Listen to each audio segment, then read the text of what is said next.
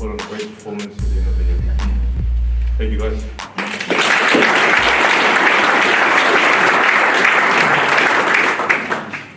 Thanks very much, Joseph. Just for our media colleagues in the room today, we will have a chance to open the floor to questions, but in the meantime, we will just have some for our four guests at the top table to get us underway.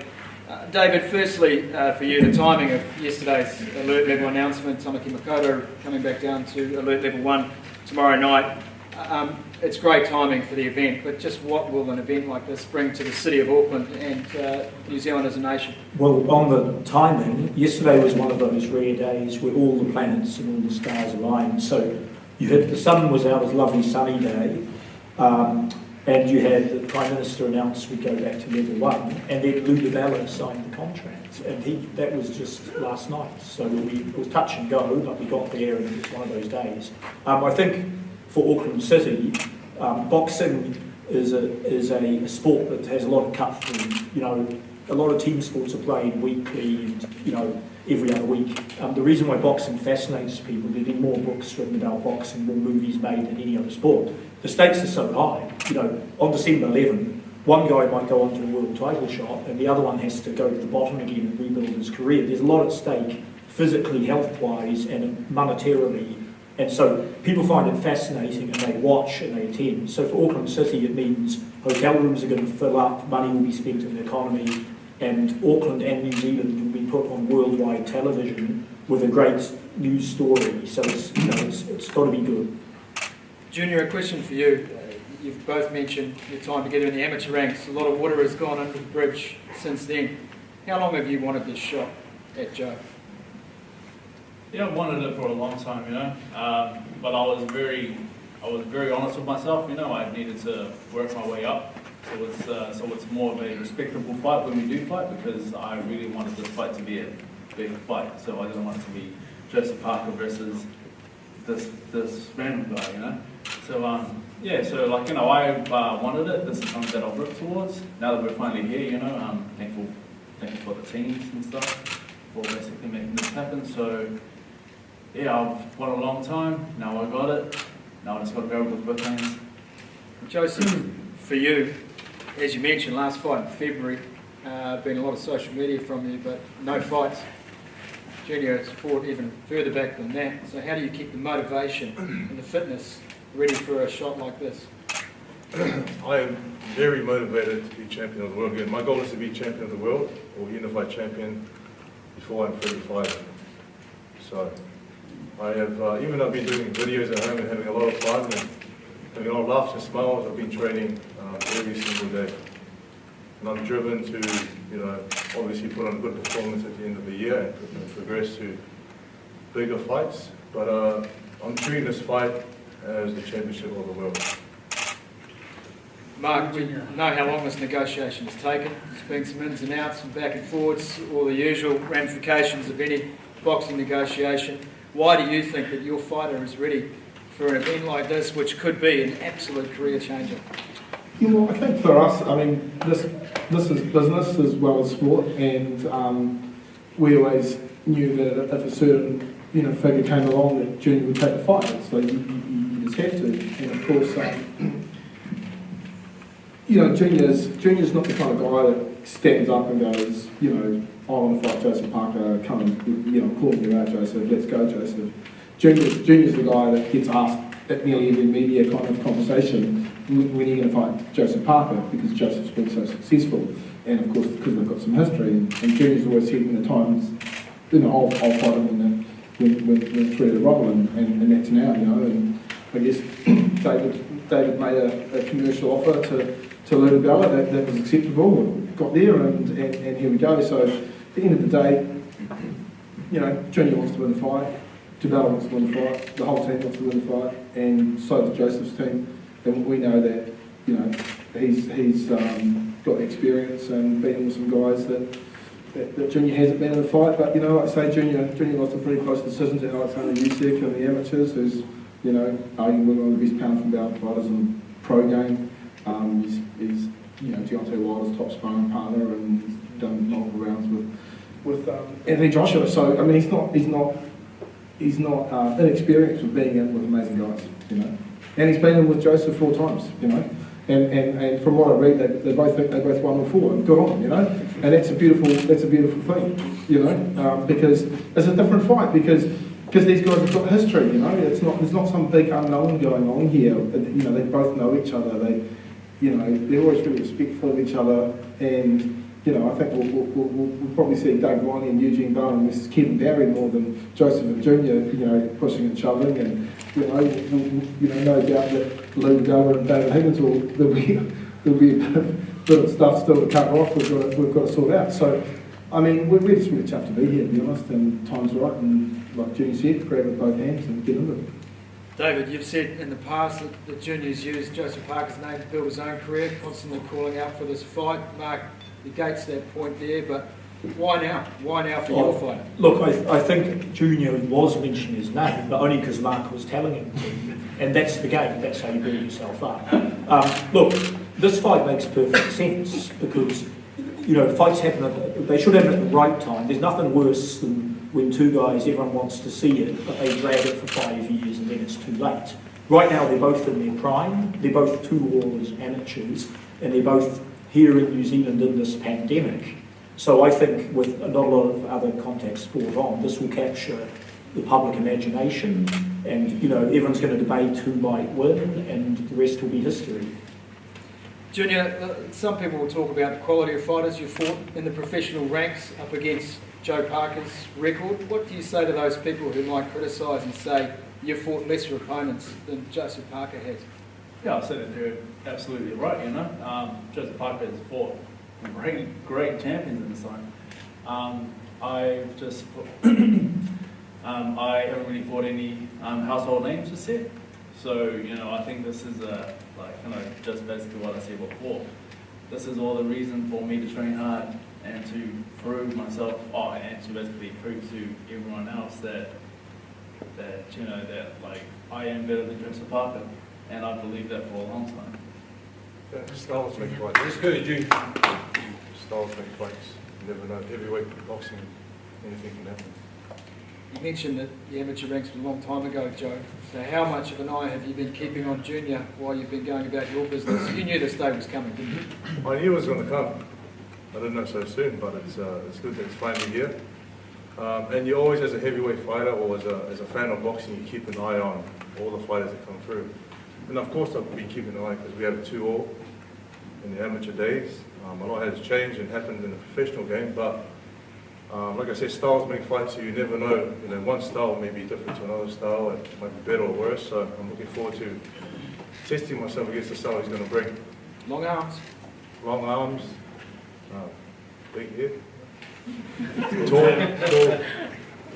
Pretty good. Mark, you mentioned the trainers, and Doug's here today, and Eugene will be quarantining after travelling with his boxers, UFC fighters. So how does training look from here on in? How intense is this going to be for Junior over the next couple of months?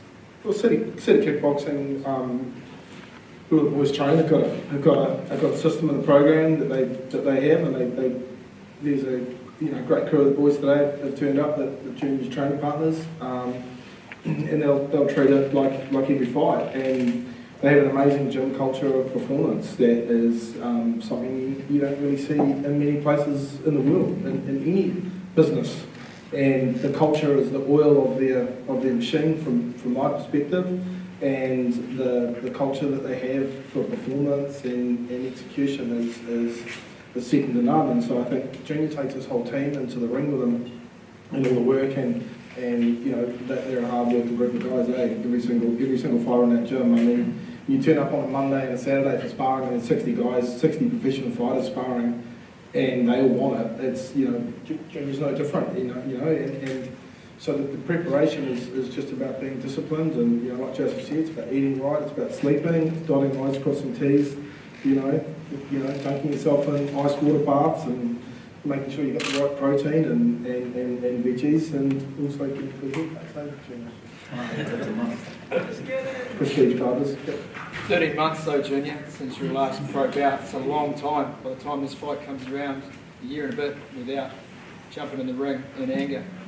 So how do you make sure that you're going to be on your game on Yeah. December 11th? Just like Mark mentioned, I come from the greatest gym in the world, said kickboxing. Great, just great pool of talent there, and every session's a hard session. We always push each other, whether it be our conditioning or our sparring. It's just us constantly learning. So I think that's what's kept me busy throughout this time. It's just learning from the boys, learning in each sparring session. We have many styles in the gym that I come from, and you just pick up something new each time you go in. So so I'm grateful for that. Also the pad sessions with Doug and Eugene, those two bring two different styles to the table. So like I said before, I'm just constantly learning in that gym, and come fight night, I'll be able to put that on display. Joseph, for you, Kevin Barry, I believe, is on his way back to New Zealand, may have already got here. What about training partners? What about your sparring? How is that looking, and what plan have you got in place starting today? The sparring partners and training partners, looking good. Secret. Like I said, I've been training, so when Kevin gets here, it's just a continuation of what I've been doing already. I am in shape, I'm fit, I can go 15 rounds, but that's back in the day, so 12 rounds. And, like Junior said, and like everyone knows, we're just going to be training hard every single day, putting in work, putting in the effort to prepare for 11th of December. Home ring, fighting back in Auckland, both of you fighting in front of a home crowd, but you've been there. You understand what a global audience is like, how many millions of people will watch this fight around the world. You've been in big shows, far more than Junior has. Does that make you so much better prepared for an event of this scale than it does for Junior? It's prepared me, and I'm not, once I train hard, when I get to the ring, I'm just focused on putting the best performance I can. And, I'm not really that nervous anymore as long as I work hard, but I'm sure he's mentally strong as well, and he backs himself, and that's the reason why he's signed this fight today. So we both back ourselves, we signed the fight, so let's get it on. Perfect. Thank you very much for your time, gentlemen. As I said, media will have a chance to ask four men up at the top table some questions in just a few minutes. Thank you very much, Shane, and hello to everyone watching the live stream at the moment who's out there on nzherald.co. We're going to open the floor for some questions now. Again, a reminder to our gathered media here, there will not, unfortunately, be one-on-ones with our two fighters today, so this is your chance to ask both Junior and Joseph the questions that you need for today's coverage or tonight's bulletins. There will be a chance to have one-on-one interviews with David, Mark, Jeff and Shane a little bit later. But the floor is yours, and we'd like to open that for questions now. So take it away, Andrew Gordy. Junior, just going to start with you. You mentioned before that you felt for a long time that you were better than Joseph Parker, and this is your chance to prove that. I just want to ask you, why has this fight taken so long, and why is now the right time to fight Joe? Like I said before, what I wanted this fight to be is I wanted it to basically be a big fight. I believe that I've been better than Joseph Parker for a long time, and that it makes sense to me trying to take on this fight without people in New Zealand knowing who I am, because it's such a rugby nation. Boxing's kind of put in the back pocket. People don't really know boxing, but they know Joseph Parker. So that's basically what I wanted to do, was to basically build up my profile. COVID-19 definitely has slowed that down for me, and this fight just basically was there. So now is the basically right time to do it, because if I don't fight this fight, there's basically no one else to fight. So it's come at the right time, and I basically thank Juco for I basically thank Dave and Juco for putting the show on at this time that the world is in. So yeah. I also think it's good to note that in boxing, it's a development sport. You start off as like a 400 metre runner, and you end up being a 10,000 metre runner. And so, when Junior's kind of building along, just like what Joseph did, he didn't fight a 10, 12 round fight, his first fight. And so it's a different sport. So when you leave the amateurs, you've done 3 threes, and then you end up going to 12 threes, and that's quite a different race to run. And at the end of the day, you know, Joseph's been in quite a few long fights, you know, he was 12 rounds with Ruiz, the first guy to beat him. You know, Ruiz famously knocked out Joshua, and Joseph's the guy with the first guy that, you know, got that notch on his belt. And he went 12 rounds with Joshua and 12 rounds with White. I mean, he's an exceptionally experienced, long fighter. And so before you put a guy in the ring, you've got to make sure that your guy has some experience at that level as well. You can't just go, hey, let's do a 12-round fight. You know, you've never fought 36 minutes of your life. So I think that's why it takes time, it's because of the development of the fighter, changing the sport, essentially. Thanks, Gordy. We'll come back to you, sir. Matt Monakia, One News. Junior, I know Eugene said a lot of your training has already been targeted at Joe, and I think you wanted this fight to happen last year. So realistically, how long have you been preparing for Joe mentally, and just how things have been going on that front? Like every now and then we would be working on certain things that would work against Joe, not specifically training for Joe. You know, we were always training like specific things,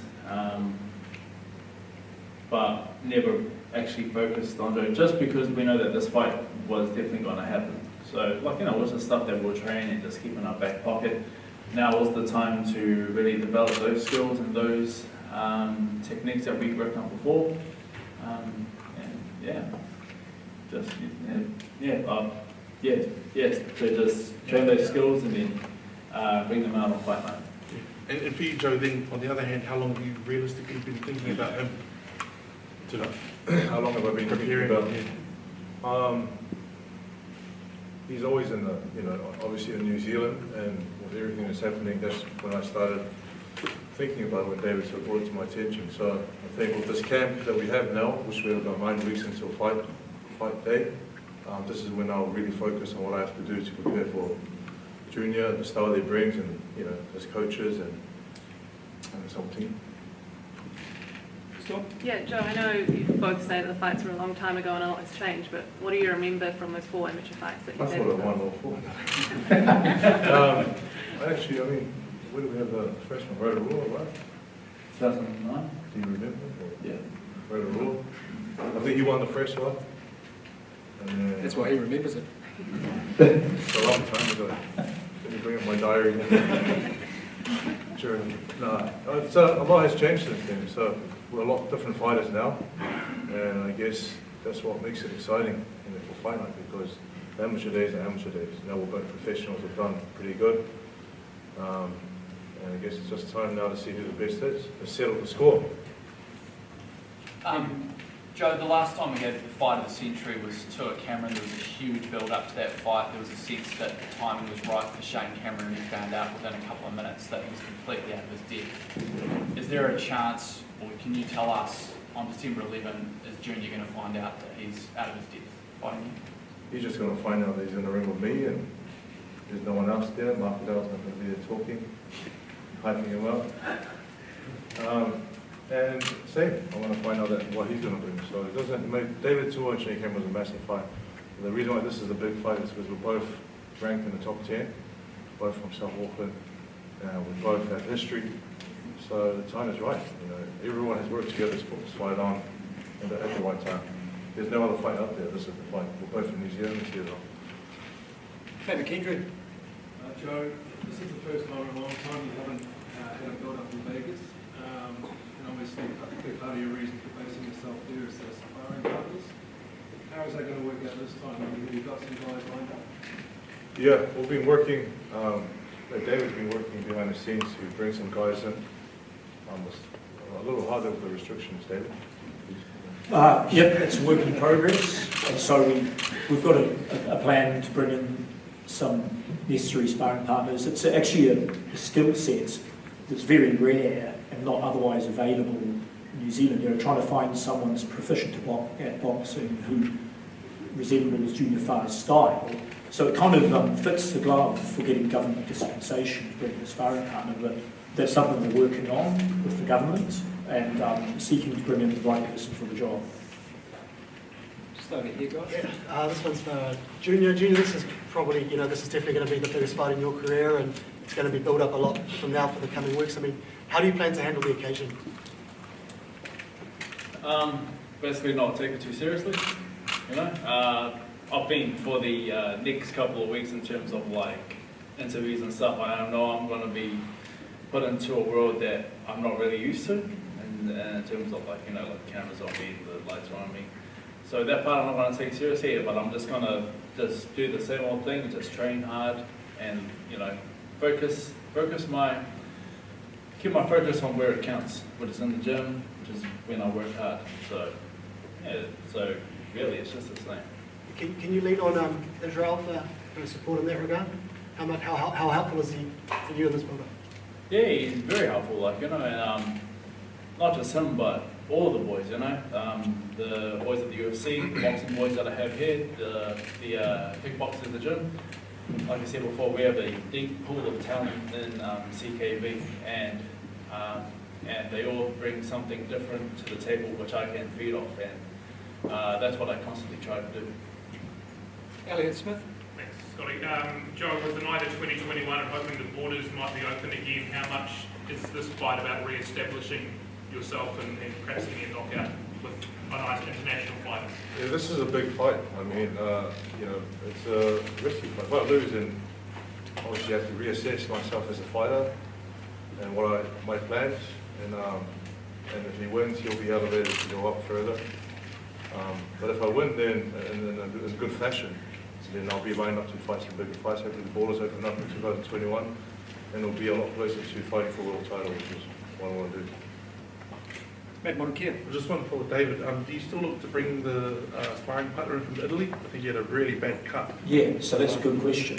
So that was the plan, but his cut's so bad that as of late Sunday night, he's not the guy. So we're quickly working on replacement who adhere to all the safety regulations, quarantine, and go through the correct process with the government.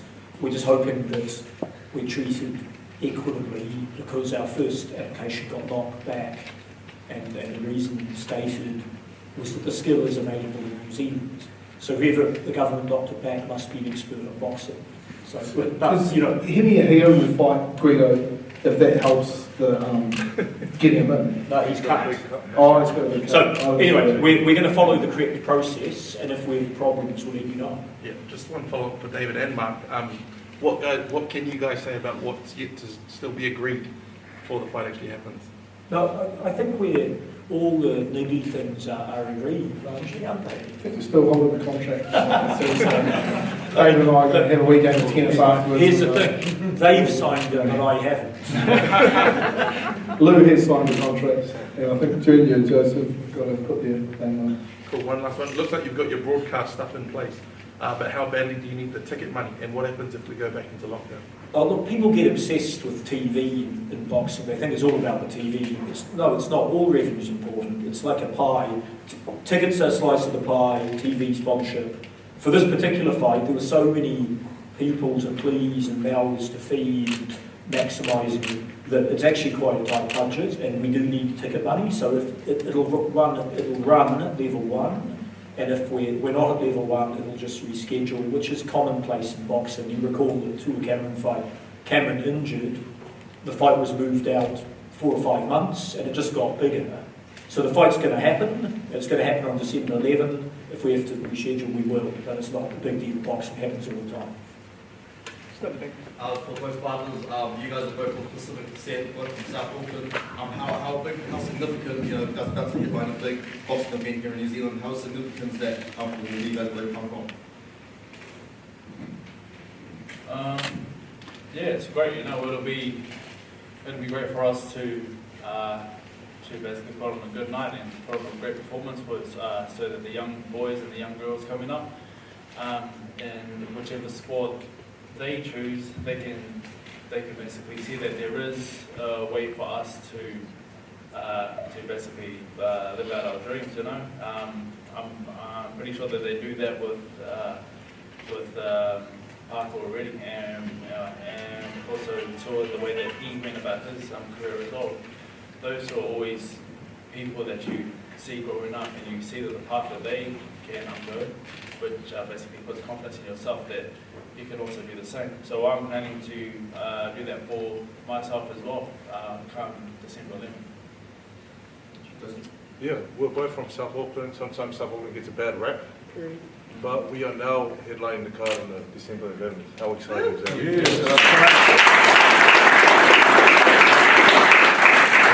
We're going to have a good undercard as well. Very good undercard. Happy? Everyone happy from a media point of view? One more? I've got a question for David Higgins. Joe mentioned there's going to be the styles will come into play on the night, and I'm just wondering who you think has the most advantage style and why, and also what's your prediction for the night, who's going to win and how? Yeah, so I think Junior is, in my opinion, Junior's more likely, if he wins, he's more likely to win on points, but you never know. You know, we all saw Mark Cadell beat Anthony Joshua. Sorry, it was Anthony Wood, this is my mistake. But we all saw upsets happen. So, you know, the big end of the race, just so you know. yeah. So yeah, look, seriously though, I think Joe will be looking for a dominant performance and needs it. You know, this is going worldwide, might have 1 billion viewers. For Joe to win by stoppage in 3 rounds would be a great statement and to be right back in title contention. That's what I'll be hoping happens, but, you know, I'll touch wood, I'm not going to place any bets on it. Matt? Just one last one from you boys, Joe and Junior. On the press release here, it says you guys are from the same Mormon church. Surely that's not the same ward, is it? No, It's the awkward Sunday after the fight. Mormon church, different wards.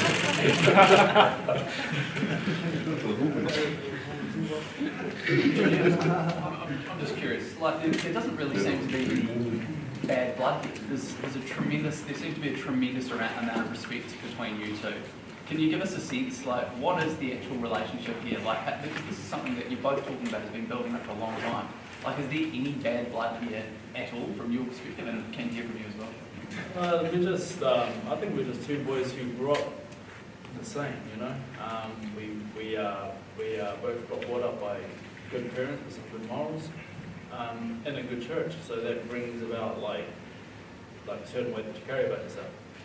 And like, you know, I have no contentions with Joe, as you've seen. He's got contentions with me. So we keep things very respectable and very professional, but we definitely know at the end of the day we're going to punch each other's heads. And I'm interested in the mentality here as well, because you're talking about building up this for a long time. It feels like this is kind of like, for want of a better phrase, I suppose, like a grand final fight, whereas Joe's talking about still wanting to be the heavyweight champion of the world. Joe's already had 2 losses in his career, and a 3rd one to you would end his career. Like, are you out to end Joe's career? Oh, that's a big Joe. In his career, like, yeah, I think... no, I don't think 5 in his years. career, that's just a big Joe. He's a nice guy. What's a nice guy? I think we'll call time there, but I think as Junior's pointed out, and it's a fair enough question because we've got 2 very humble, talented men at this table. Well, 4 actually, but the 2 fighters, the 2 fighters involved bring all of their humility and class to a day like today. But I'd just like to thank everyone for being here today. We are going to have our face-off in just a moment's time. But on behalf of Duco Events, Matchroom UK, DeBella Entertainment New York, Spark Sport and NZME, I'd like to thank you all for being here at this announcement. We're all excited about the Stonewood Homes Parker Farr fight of the century, December 11. Stonewood Homes, Spark Sport, NZME, DAZN, Matchroom and DeBella Entertainment are all thrilled to be a part of this. We're going to move this table out of the way and we're going to have the face-off. Cameras are invited forward so you can